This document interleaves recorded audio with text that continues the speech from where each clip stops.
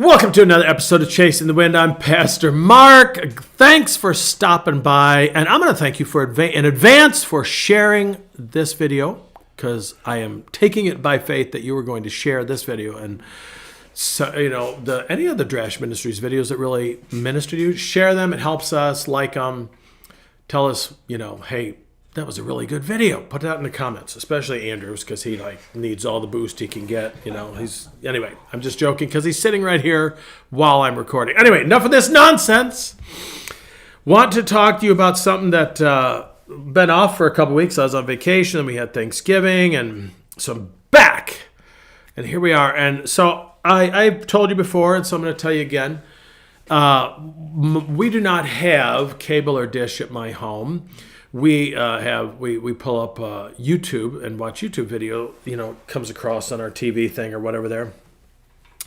And so there'll be different scenes, and I'm kind of a junkie. I can veg in front of movie scenes and stuff, all that stuff. But anyway, there was one scene that popped up in those last couple of weeks that I was off that, and I think I've told you this too.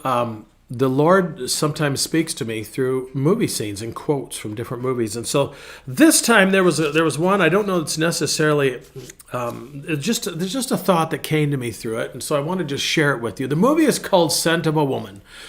Now, the gist of the movie is there's a retired Army colonel who, through carelessness, became blind and had to retire.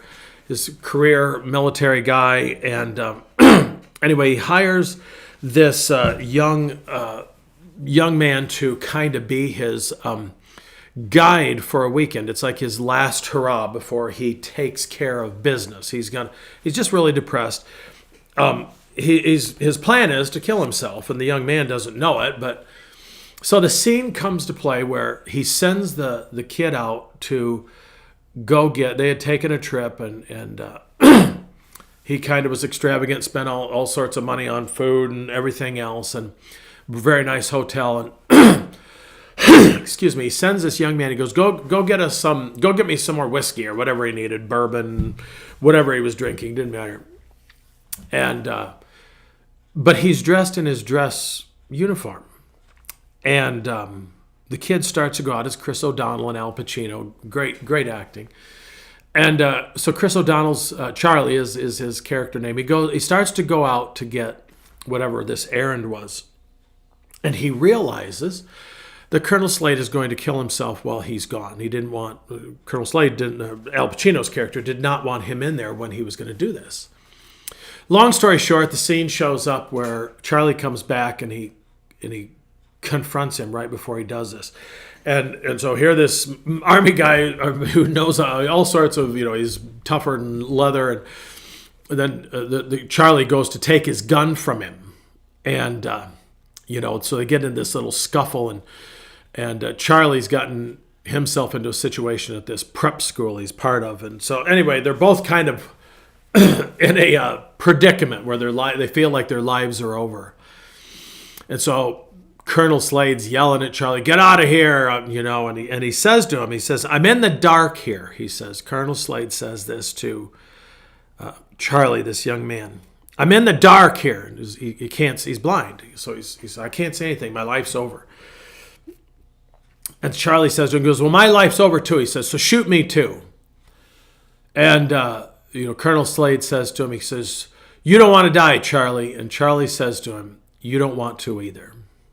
And he says, kind of funny, he says, "Give me 2 reasons why," Colonel Slade said, "Give me 2 reasons why I shouldn't kill myself. Or give me 1 reason." Charlie says, "I'll give you 2. He goes, you dance the tango better than anybody I've ever known."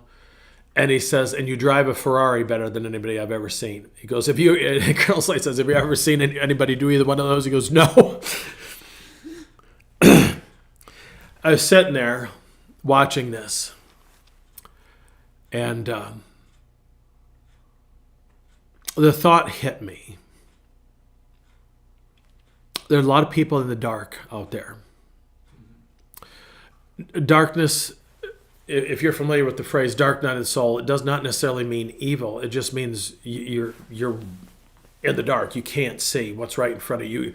And spiritually, John of the Cross talked about the dark night of the soul. And it's not evil, as I said. It's about not understanding and seeing what God's doing. And so sometimes we can get in those positions where we're just like, God, I don't know what you're doing. I can't see you. I don't know what's going on. And it can be very scary. And you don't know you're going through a dark night of the soul till you've gotten through the dark night of the soul.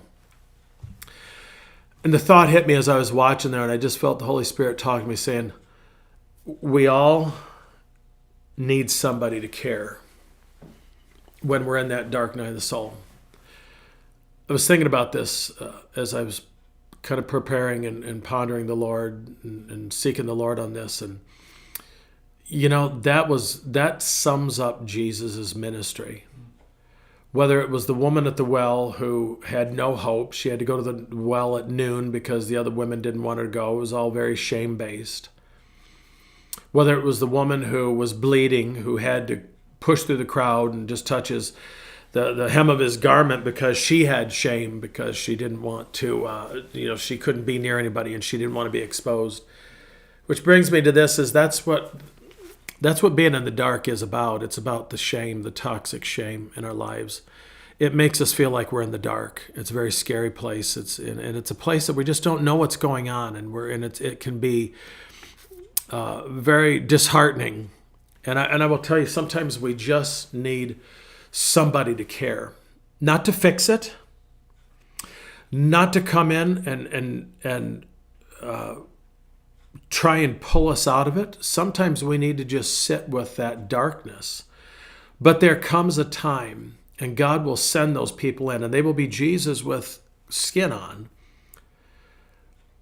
where that person will come in and be that person who cares. They may not say a word. Reminds me of another movie, Forrest Gump, when Forrest sits down with Jenny when she's back at the house where she was abused. And she's throwing rocks at the house, enough to her way of dealing with the pain that went on there. And, sometimes there's just not enough rocks. But all Forrest did was sit there with her and let her throw the rocks. Sometimes we need to be the one who says, you don't want to kill yourself. I've not been with someone who was going to do that. I guess I have. Actually, one time, now that I think about it, I was on the phone with a person who had just slit their wrists. And I hung up and I called the police, and they were able to track and get over there to help. It just came to me as I thought about that. But sometimes we need someone who will just be there. Sometimes they have to fight the battle for us because we don't have enough strength to do it. Doesn't mean we always do it. I always tell people, I'll jump into your junk pile with you, but I won't go in by myself. You're going with me, and we're going to work through it. Don't know where you're at. It's interesting. This one's coming during the holidays, because some of you might be sitting there thinking, maybe someone's going to watch this video, and they're just thinking to themselves, yeah, that's where I'm at. I'm in the dark here. Well, it's very interesting, because the whole point of Advent is that the light of the world has come. That's why we light the Advent candles, to remind ourselves that the coming of the light, the light of the world, Jesus Christ into the world.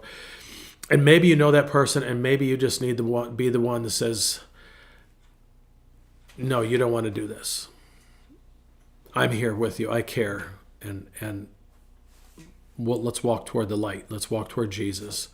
And let Jesus be the light that brings clarity to your darkness. So I'm going to leave it right there, people.